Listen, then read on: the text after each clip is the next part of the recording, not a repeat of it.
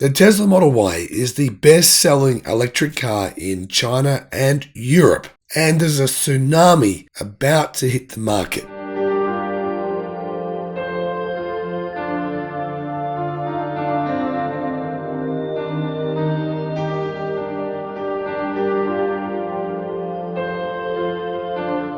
Hello my friends, and welcome to the channel. I'm the Electric Viking. Great to see you. From January to June of 2022, Tesla took first and second place. Tesla Model Y was in first place. Tesla Model 3 was in second place in Europe, right? Stellantis has been going on about saying how they are beating Tesla in Europe.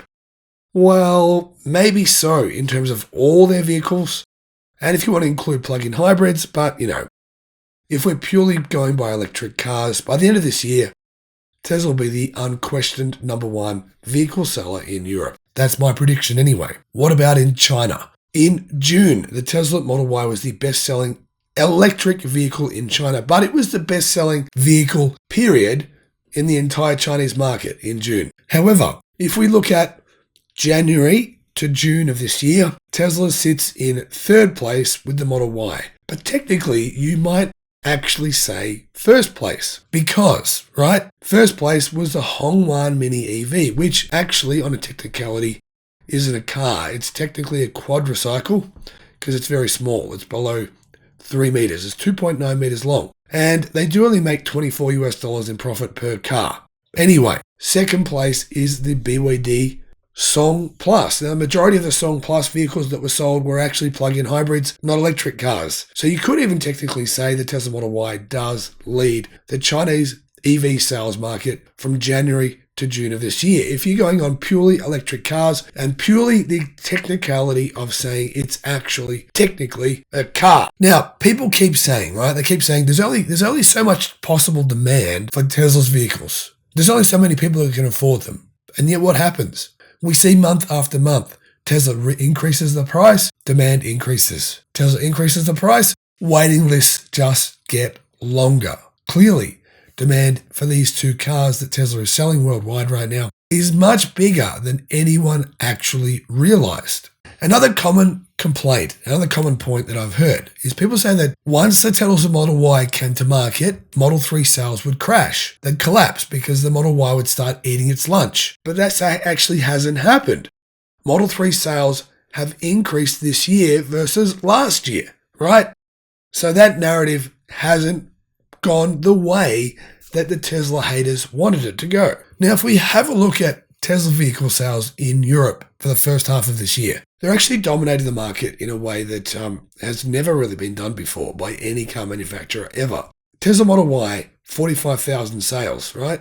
Tesla Model 3, 40,000. Fiat 500e in third place, 33,000. Volkswagen ID4 in fourth place with 23,742. And in fifth place was the Peugeot E208 with 23,000 deliveries. So you can see here, Tesla sold twice as many vehicles of the Model Y as did the fifth place bestseller in Europe from January to June. Twice as many as fifth place. That is market domination. However, we're poised to see Tesla dominate the market even more over the second half of this year. Why will that happen? Well, there's a few reasons why people are buying Tesla cars that the mainstream media and the Tesla haters are overlooking. One of those is very important. That's supercharging. Clean Technica says year after year, going back several years, that their EV driver surveys showed a very large portion of drivers expected their next EV to have access to the Tesla supercharger network or a comparable super fast charging network. And there is still no competing with Tesla when it comes to charging. Buyers know this. I've talked to numerous Tesla owners, says the writer of this article, who have indicated they'd buy another EV if it wasn't for the gap in long-distance charging capability in comparison to Tesla. Tesla superchargers offer much greater connectivity in many regions, offer superb reliability that is still unmatched across the industry. Another big problem, right? Chargers for other brands, very, very frequently they're out of order, and there's no way of knowing they're out of order. So you drive to the charging station, get there, and alas, you can't actually even use the charger. Yes, I know. Tesla is beginning to open up its superchargers to users of other EVs in America and in Europe. It's going to be interesting to see how that affects the car market for Tesla's EVs. I don't think it's going to change a whole lot, but it may affect it a little bit. Number two, Tesla's technical leadership overall. I mean, I think part of their technical leadership is reflected in the quality of the brand, the perception of Tesla as the lead. I mean, it's sort of like the way that people view Apple phones as being the best. They may not necessarily be the case. However, people believe they are. Therefore, they buy them, right? Tech was covered in various ways. Right now, buying a Tesla means buying cool. Tesla is the cool of the automotive industry. It's just the reality, right? One of the cool things about it is that it's really the only car manufacturer that's making your car get better after you buy it. We know over-the-air updates fix problems. You don't have to take your car in for, by the way, my car has to go in for 2 different fixes right now. Both of my cars do. Getting rid of them anyway.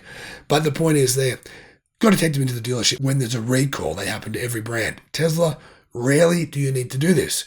Usually, issues can be fixed by over-the-air updates. And in addition to that, sometimes you get free power increase or a free range increase or a free efficiency increase. No other brand is really doing this. And if they are, they're only doing it to a very, very marginal level. That is cool. That's tech. That's the future. Now, CleanTechnica has says that one of the key roles and key reasons why Tesla vehicles sell is because they are part or have caused the EV revolution. And I agree. They are the key instigator of the EV revolution. They're the reason I made this channel. I wouldn't exist.